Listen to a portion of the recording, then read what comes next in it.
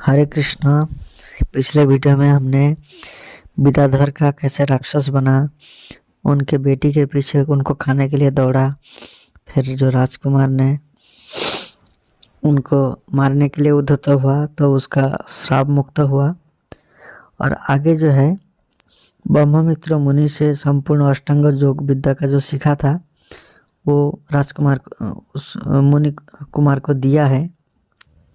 वो कैसे दे रहा है वो देखिए। मार्कंडेय जी कहते हैं, यह कहकर विद्याधर ने अपने पूर्व रूप को धारण कर लिया। दिव्य वस्त्र, दिव्य माला और दिव्य आभूषण उसकी शोभा बढ़ने लगा। फिर उसने सरोचिस को आयुर्वेदिक, सरोचिस जो लड़का था, आयुर्वेदिक विधा प्रदान की और उसकी सेवा में अपनी कन्या सौंप दी। तदंतर सरोचिस ने पिता द्वारा दी हुई मनोरमा के साथ विधि पूर्वक विवाह किया। इसके बाद इंदी वराक्ष पुत्री को सांत्वना दे दिव्य गति से अपने लोक को चला गया। फिर सरोचिस अपनी सुंदरी पत्नी को साथ उस उद्यान में गया जहाँ उसकी दोनों सखियां मुनि के शापवश रोग से व्याकुल थी। अब यह आयुर्वेद के तत्वों का ज्ञाता हो चुका था, अतः रोगनाशक औषधों और रसों का प्रयोग करके उसने उन दोनों को रोग मुक्त कर दिया। व्याधि से छुटकारा पाने पर ये दोनों सुंदरी कन्याएं अपने शरीर की दिव्य कांति से हिमालय पर्वत के उस रम्य प्रदेश को प्रकाशित करने लगी। इस प्रकार रोग मुक्त हुई कन्याओं में से एक ने सरोचिस से प्रसन्नतापूर्वक कहा, प्रभु मेरी बात सुनिए। मैं मंदर विद्याधर की पुत्री हूँ। मेरा नाम विभावरी है। उपकारी पुरुष, मैं अपने को आपकी सेवा में दे रही हूँ, स्वीकार कीजिए। साथ ही आपकी एक ऐसी विधा दूंगी जिससे सब जीव को बोली आपकी समझ में आने लगेगी, अतः आप मुझ पर कृपा करें। धर्मज्ञ सरोचिस ने एवमस्तु कहकर उसकी प्रार्थना स्वीकार कर ली। तब दूसरी कन्या इस प्रकार बोली, आर्य, वेद वेदांग के पारंगत विद्वान ब्रह्मर्षि पार्क मेरे पिता है। कुमार अवस्था से ही ब्रह्मचर्य का पालन करने के कारण उन्होंने विवाह नहीं किया था। एक बार पुंजिक स्थला नामक अप्सरा से उनका संपर्क हो गया। इससे मेरा जन्म हुआ। मेरी माता इस निर्जन वन में मुझे धरती पर सुला अकेली छोड़कर चली गई। फिर एक महात्मा गंधर्व ने मुझे ले लिया और स्नेहपूर्वक लालन पालन किया। एक बार देव शत्रु अली ने मेरे पलक पिता से मुझे मांगा, किंतु उन्होंने देने से इनकार कर दिया। तब उस राक्षस ने सोए हुए मेरे पिता को मार डाला। इस घटना से मुझे बड़ा दुख हुआ और मैं आत्महत्या करने को तैयार हो गई। उस समय भगवान शंकर की धर्मपत्नी सत्यवादिनी सती देवी ने मुझे ऐसा करने से रोका और कहा, सुंदरी तू शोक मत कर, महाभाग सरीचिस तेरे पति होंगे, उनका पुत्र मनु होगा। सब प्रकार की निधियां आदरपूर्वक तेरी आज्ञा का पालन करेगी और तुझे इच्छानुसार धन देगी। वत्से, जिस विधा के प्रभाव से तुझ ये निधियां प्राप्त होंगी उसे तू मुझसे ग्रहण कर। यह महापद्म पूजित पद्मिनी नाम की विधा है। सत्यपरायण दक्ष कन्या सती ने मुझसे ऐसा ही कहा था। निश्चय ही आप सरोचिस है। आज मैं अपने प्राणदाता को यह विधा और यह शरीर अर्पण करता हूँ। आप प्रसन्न होकर मुझे स्वीकार करें। कलावती की यह प्रार्थना सुनकर सरोचिस ने एवमस्तु कहा। विभावरी और कलावती की स्नेहपूर्ण दृष्टि से विवाह का अनुमोदन पाकर उन्होंने उन दोनों का पानी ग्रहण किया। फिर अपनी तीनों पत्नियों के साथ ये रमणीय वनों तथा झरनों से सुशोभित गिरिराज के शिखर पर विहार करने लगे। सरोचिस ने 600 वर्षों तक उन स्त्रियों के साथ रमण किया। ये धर्म का विरोध न करते हुए संपूर्ण धार्मिक क्रियाओं का अनुष्ठान करते और विषयों को भी भोगते थे। तदंतर सरोचिस के विजय, मेरुनंदन तथा महाबली प्रभाव ये 3 पुत्र हुए। इंद्रवरी की पुत्री मनोरमा ने विजय को जन्म दिया था। विवाहवरी के गर्भ से मेरुनंद और कलावती के गर्भ से प्रभाव उत्पन्न हुए थे। संपूर्ण भोगों की प्राप्ति करने वाली जो पद्मिनी नाम की विधा थी, उसके प्रभाव से सरोचिस ने अपने तीनों पुत्र के लिए 3 नगर बनाए। पूर्व दिशा में कामरूप नामक पर्वत के ऊपर विजय नाम का नगर बसाया और उसे अपने पुत्र विजय को अधिकार में दे दिया। उत्तर दिशा में मेरुनंदन के लिए नंदवती नाम की पुरी बनवाई, जिसकी 4 दीवारी बाहुल ऊंची थी।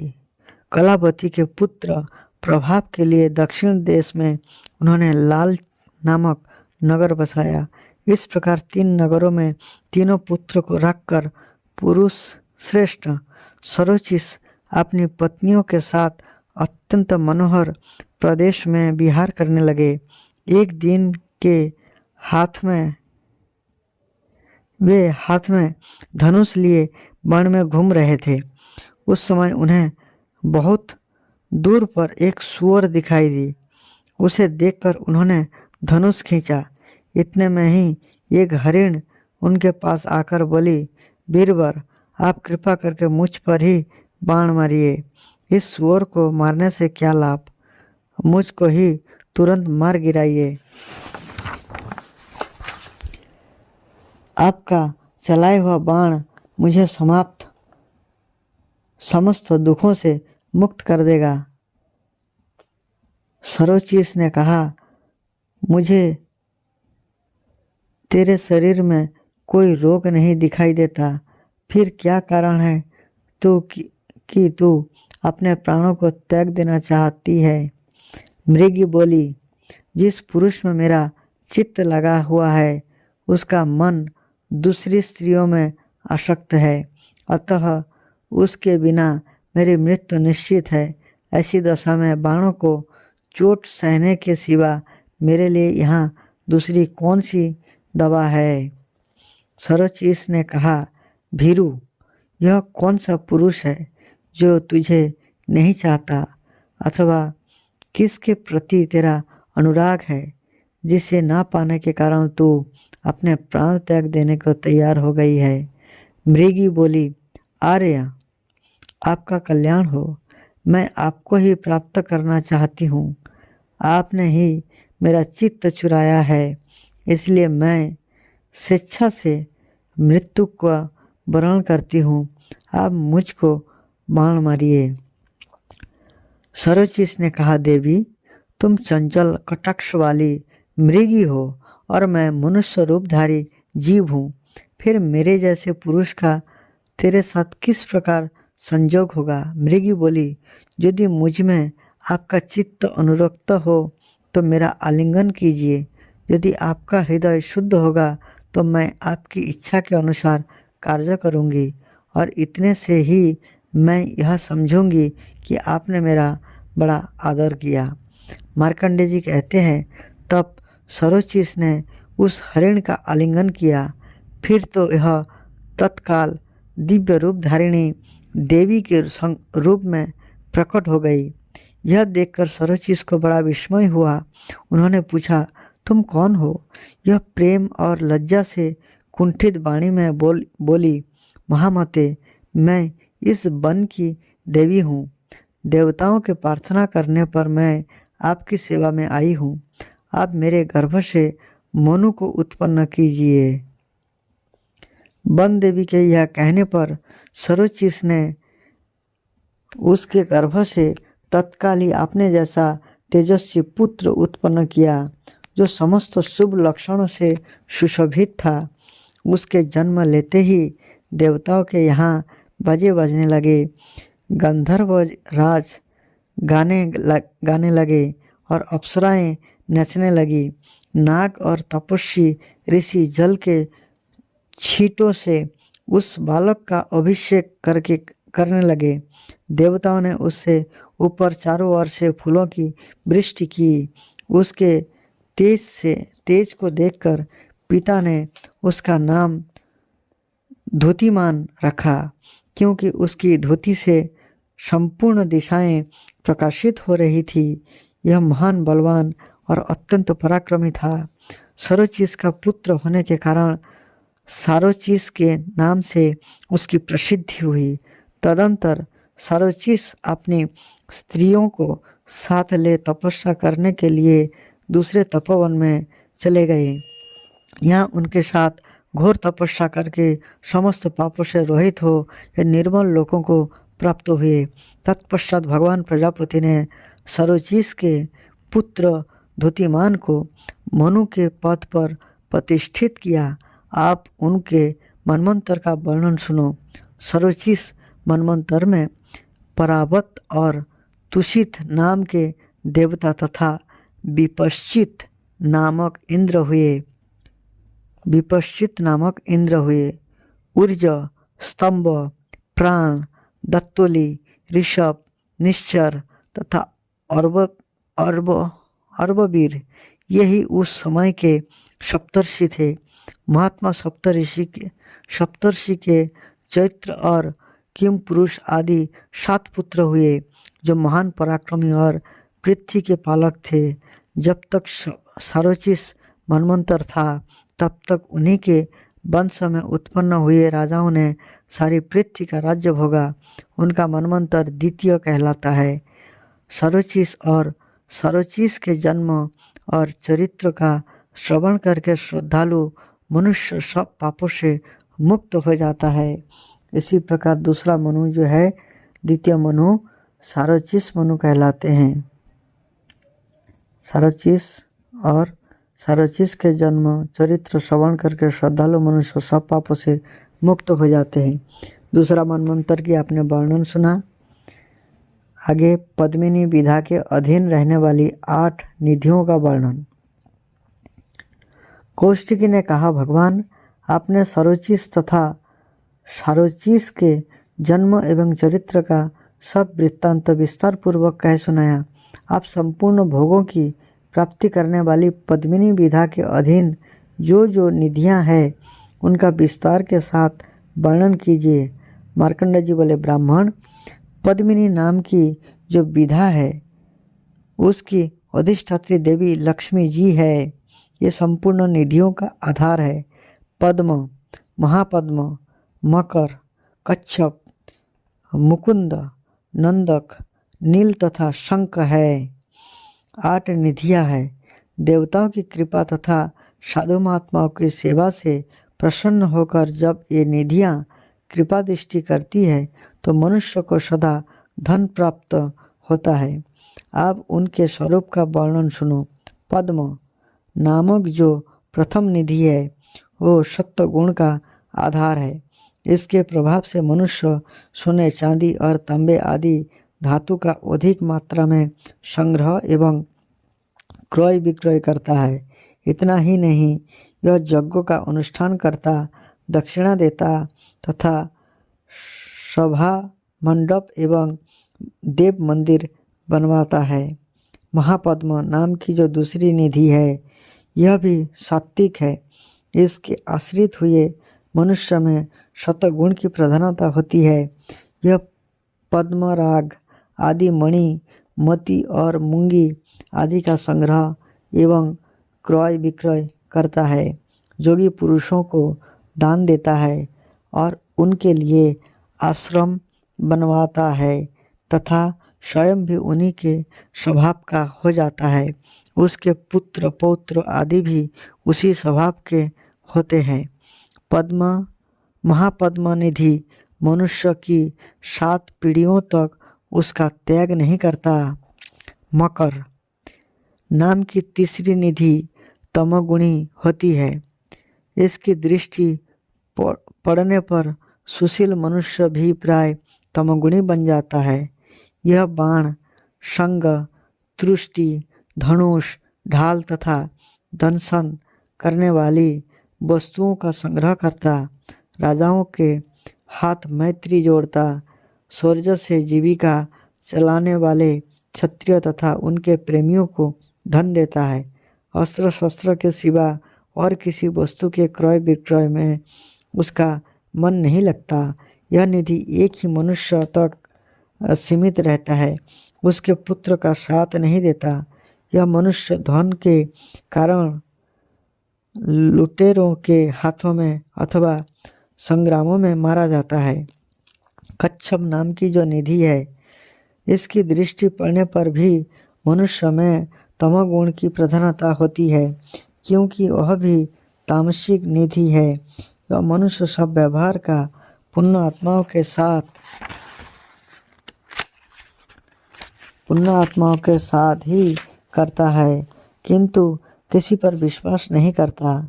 जैसे कछुआ अपने सब अंगों को समेट लेता है, इसी प्रकार यह सब ओर से रत्नों का संहार करके उनकी रक्षा के लिए व्याकुल रहता है। धन के नष्ट हो जाने के भय से ना तो वह दान करता है और ना उसे अपने उपभोग में ही लाता है, अपितु उसे पृथ्वी में गाड़ कर रखता है। यह निधि भी एक ही पीढ़ी तक रहती है। मुकुंद नाम की जो पांचवी निधि है, यह रजोगुणमयी है।